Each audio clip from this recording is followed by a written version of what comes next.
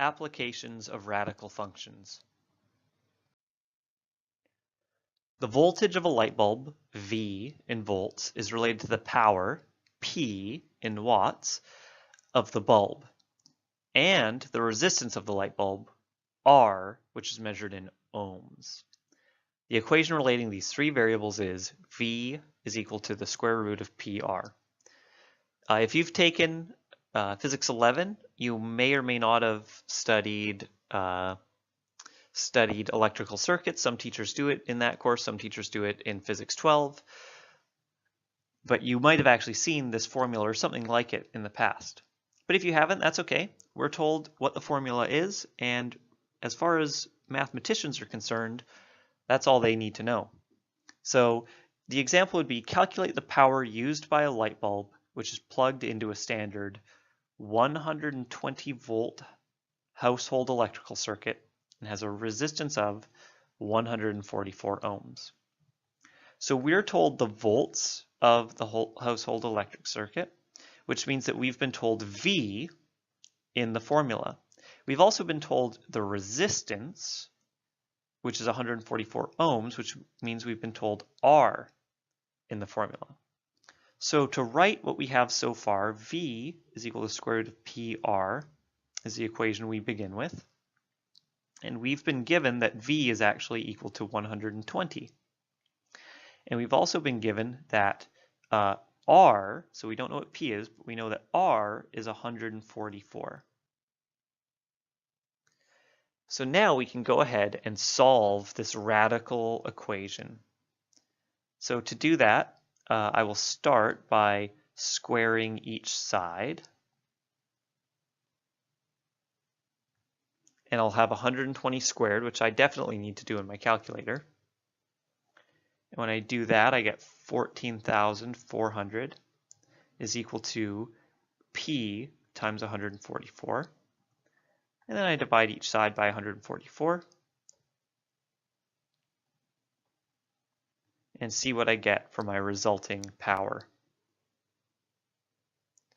So I get P is equal to 100, and the units for P are watts. I know that again from up here in the description of the equation. Make sure to always include your units on application problems. The speed of a tsunami wave, S in meters per second, is related to the depth of the ocean, D in meters, at the point of the wave. So S is equal to 9.8 times D. So what that means is that if you have the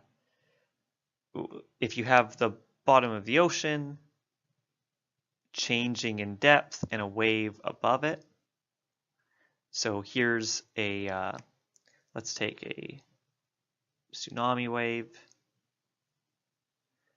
The depth underneath that the wave is underneath the ocean, or I should say, the depth of the ocean underneath the wave affects the speed. So it travels faster in deep water, and then as the depth decreases, the speed will decrease as it gets closer and closer to shore.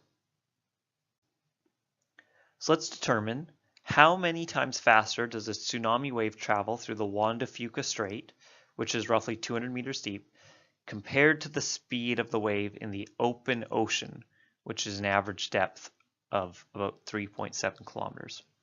So we'll have to be very careful with our units in this question, because we were told that D is in meters, but we're given a depth here of 3.7 kilometers. So we have to change 3.7 kilometers to meters. And if you'll remember, there's 1,000 meters in 1 kilometer.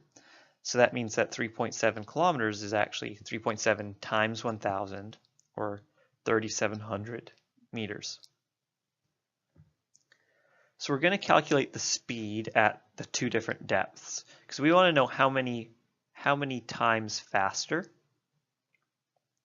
which means if we have these depths, we can calculate the speed. So let's start with depth 1, depth of the Juan de Fuca Strait, which is 200 meters.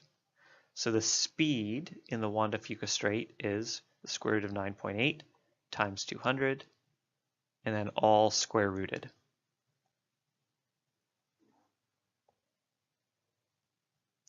And the result I get is that the speed of the wave would be 44 meters per second. And the speed of the wave in the open ocean, we'll call that D2, for 3,700 meters, the speed there would be square root of 9.8 times 3,700. Again, doing this in my calculator. And actually, I'm going to adjust this 44 meters per second. I should have kept a couple more decimal places, so let me write down a couple of more decimal places in my calculator before moving on. So let's call it 44.27 meters per second. So now we'll go ahead and calculate the speed at the open ocean depth. So when I do that calculation, I get a total of 190.42 meters per second. So if I want to find how many times faster the open ocean speed is than the Juan de Fuca Strait speed, I will divide those two numbers. So times faster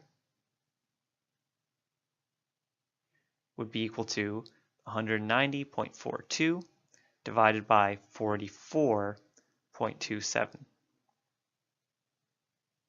So in my calculator, 190.42 divided by 44.27. And I'm going to round this to 4.3. So the tsunami wave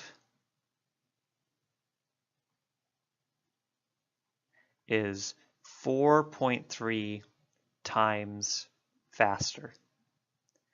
And that's perfectly acceptable for the amount that you have to write for the answer, but you could also write the tsunami wave is 4.3 times faster in the open ocean than in the Juan de Fuca Strait.